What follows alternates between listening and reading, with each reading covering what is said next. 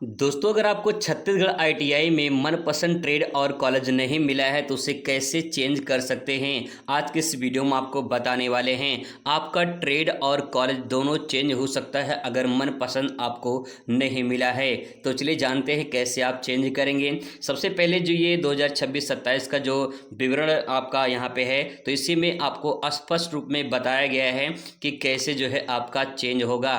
तो विवरण में आ जाएंगे आप पेज नंबर 15 पे। यहाँ पे देखिए लिखा गया है प्रथम द्वितीय और तृतीय चरण प्रक्रिया हेतु। तो यहाँ पे जिनका फर्स्ट लिस्ट में नाम आएगा, जिनका सेकंड में आएगा, जिनका थर्ड में आएगा, उन्हीं के लिए चेंज करने का मौका मिलेगा। तो पहले बात करते हैं फर्स्ट राउंड की। तो यहाँ पे देखिए फर्स्ट राउंड में जो है स्पष्ट रूप में जो है लिखा गया है। यहाँ दोस्तों लिखा गया है कि यदि आवेदक को उसके द्वारा चयनित विकल्पों में से प्रथम विकल्प आवंटित हो जाता है तो उसे प्रवेश लेने की स्थिति में उसकी काउंसलिंग प्रक्रिया उसी चरण में समाप्त मानी जाएगी। कहने का मतलब ये है कि जैसे मान लीजिए आप अपने फॉर्म में 3 ट्रेड आपने जो है 3 कॉलेज या फिर 3 ट्रेड आपने अप्लाई किया था, ठीक है। मान लेते हैं आपने पहले पे इलेक्ट्रीशियन, दूसरे पे फिटर, तीसरे पे मान लेते हैं अपने डीजल मैकेनिक आपने अप्लाई किया था। अब यहाँ पे अगर उसमें क्या है कि मान लीजिए अगर आपको पहला वाला मिल गया है तो आप इसे अपग्रेड या चेंज नहीं कर सकते हैं। आपका जो पहला वाला मिल गया है उसमें कोई बदलाव नहीं होगा, ये बात ध्यान रखेंगे।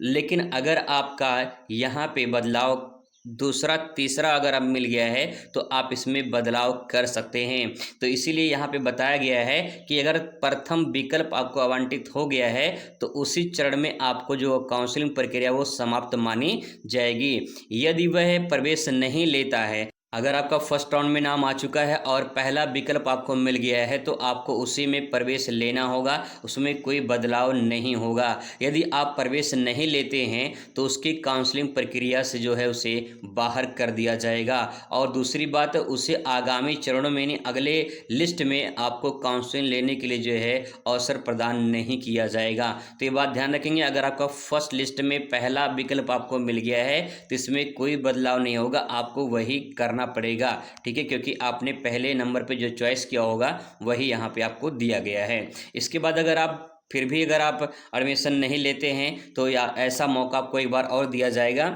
ऐसे आवेदक को पुनः पंजीयन कराने हेतु और इसके बाद जो है काउंसलिंग प्रक्रिया में भाग लेने की अनुमति दी जाएगी। तो यहाँ पे जो है फिर से आपको रजिस्ट्रेशन करना पड़ेगा, फिर से जो है आप काउंसलिंग प्रक्रिया में भाग ले पाएंगे।